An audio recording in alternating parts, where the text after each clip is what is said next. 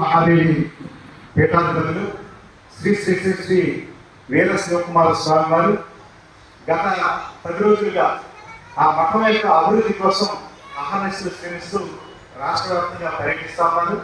మరి మఠాన్ని అభివృద్ధి చేసుకునేటువంటి భాగ్యం అవకాశం వచ్చింది ఈ ప్రభుత్వం.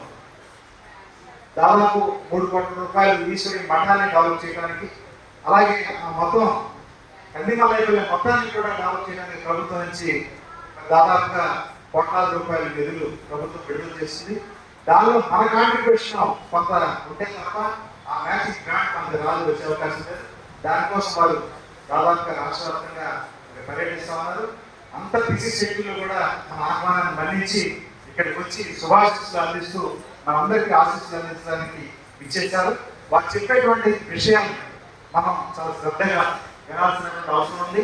అవసరమైతే ఆ మఠం అభివృద్ధికి మనం కూడా మన ఏలూరు నుంచి మనకు మన అభివృద్ధికి మనం కూడా పాటుపడాల్సినటువంటి అవసరం ఉంది. వారిని మరి తమ సందేశం ఇవ్వాల్సిందిగా కోరుతాము.